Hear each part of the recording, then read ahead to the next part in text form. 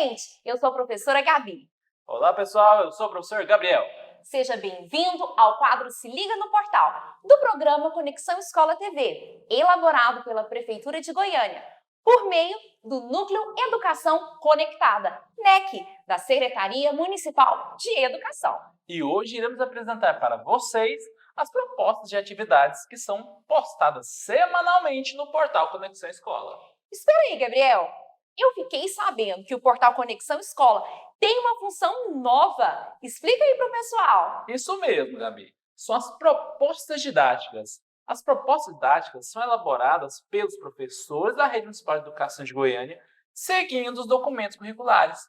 Os materiais de suporte, slides e atividades que podem ser baixadas e editadas são destinados aos professores regentes das unidades educacionais da Secretaria Municipal de Educação de Goiânia. Então, agora é hora de começar a falar da primeira proposta de atividade. Atividade de língua portuguesa, elaborada pelo professor Marlon, com o título O Universo dos Textos Jornalísticos.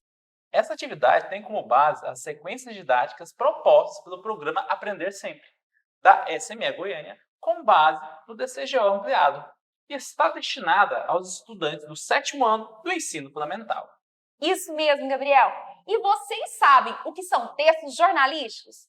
Bom, são aqueles que aproximam o leitor, ouvinte, espectador do jornal ou de algum meio de comunicação, com o objetivo de comunicar, informar, prestar algum serviço ao seu interlocutor. Então, Gabi, vamos assistir juntos ao vídeo sobre o universo dos textos jornalísticos.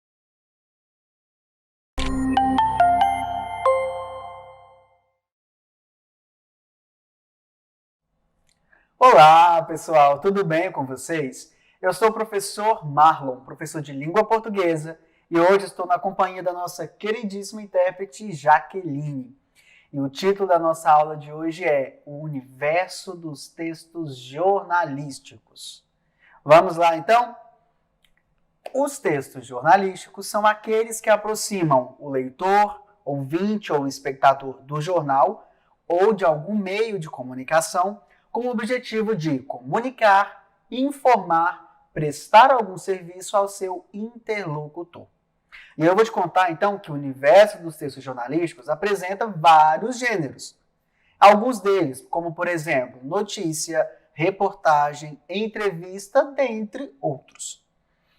Olha só, o universo dos textos, além de caracterizar de maneira tradicional esses textos jornalísticos, chama a atenção pela diversidade de contextos de produção e circulação.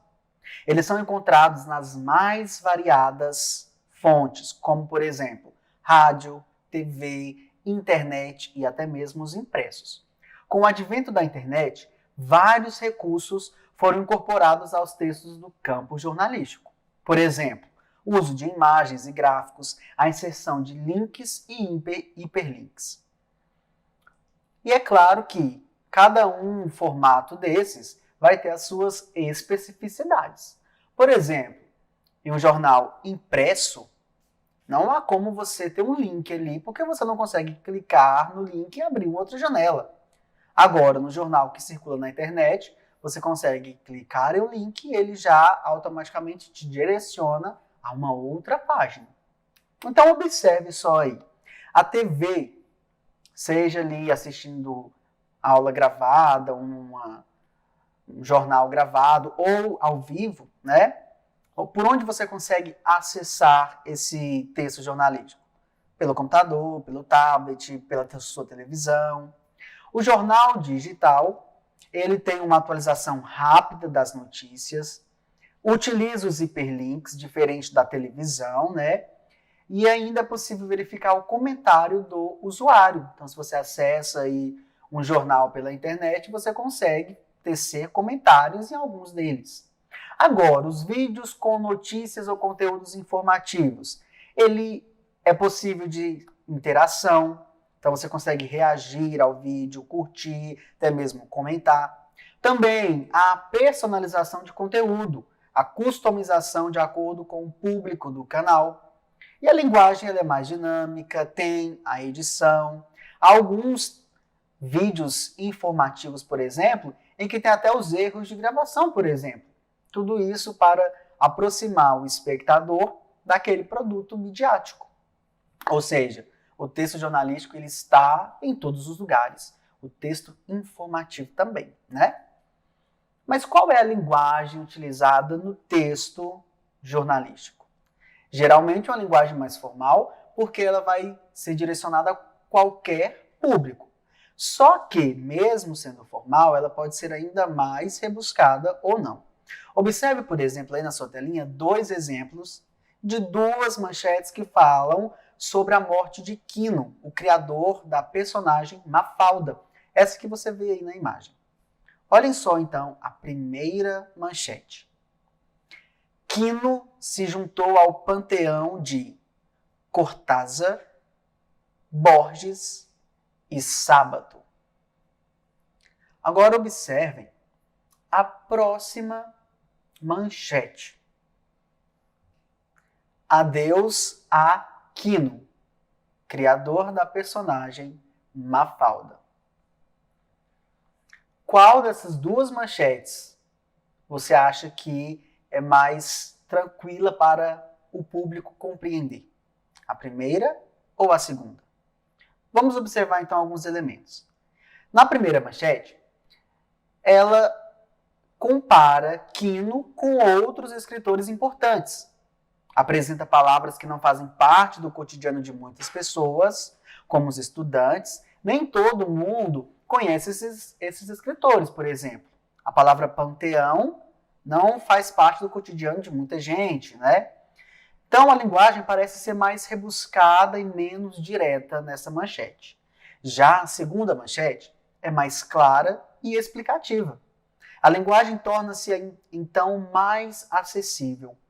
O público torna-se, portanto, mais amplo, uma vez que a necessidade de conhecimentos prévios também é menor, porque a personagem Mafalda, ela é muito conhecida. Então, a personagem Mafalda é diretamente ligada a Quino. Vamos, então, refletir aqui um pouquinho, aproveitando o ensejo, sobre a Mafalda. Você conhece as tirinhas da Mafalda?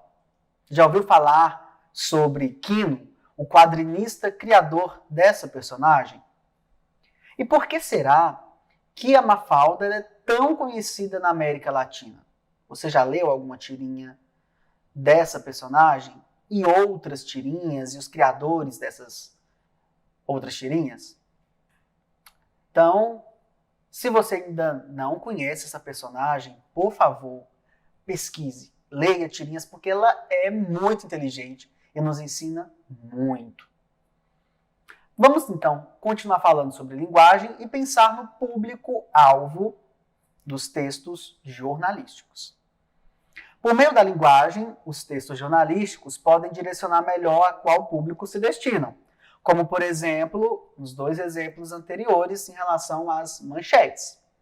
Nesse sentido, o produtor de um texto jornalístico deve considerar qual público deseja alcançar ao selecionar os vocábulos de seu texto.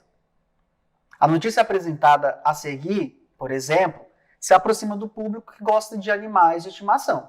Vamos dar uma olhadinha nessa notícia. Temos aqui, então,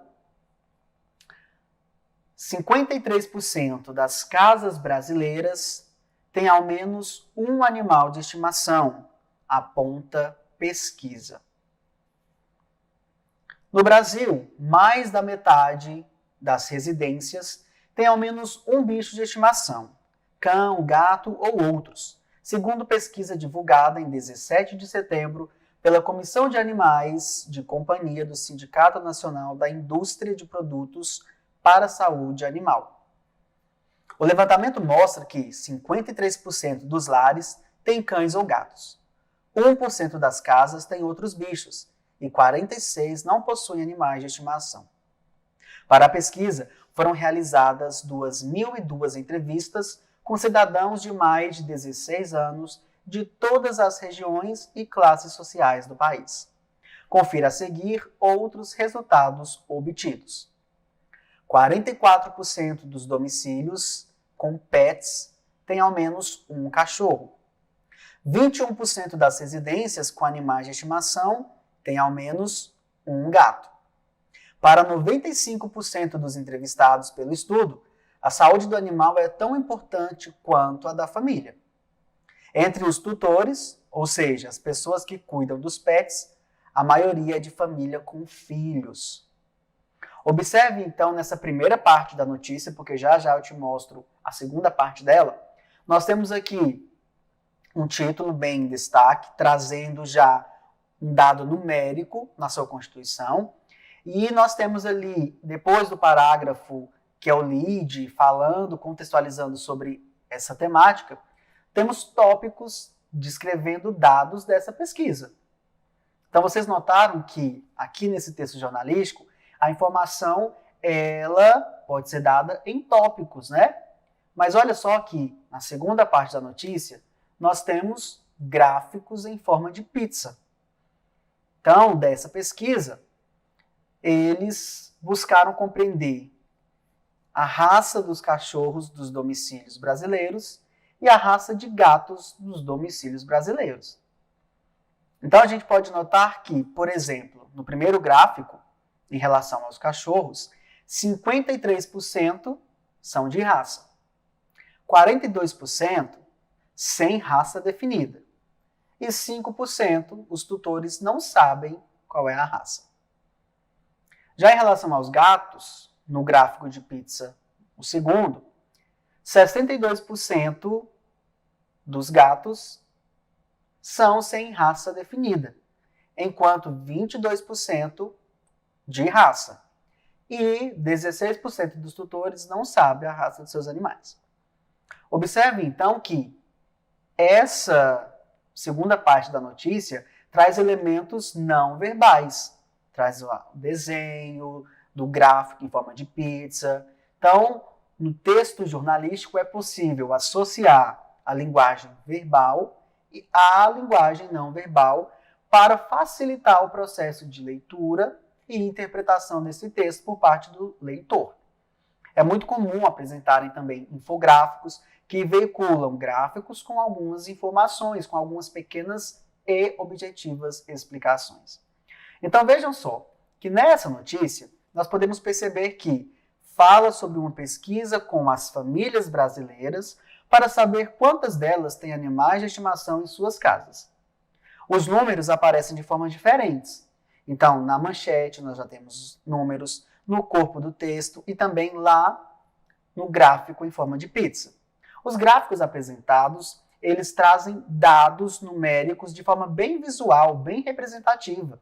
E como eu já disse, esse recurso ajuda na compreensão e também na comparação de informações. Então, quando você for elaborar um texto jornalístico, por exemplo, lembre-se dessa dica. É importante, é interessante, nesse texto, eu trazer elementos visuais ou não? Então, há textos jornalísticos que comportam os elementos não verbais também. Então, hoje nós conhecemos um pouquinho a respeito do universo dos textos jornalísticos. E lá no portal Conexão Escola, você pode acessar uma atividade que vai ser direcionada a essa aula aqui que você acaba de assistir. Eu vou me despedindo aqui. Foi muito bom ter a sua companhia. Fica aqui o meu abraço e até o nosso próximo encontro, tá bom? Tchau, tchau.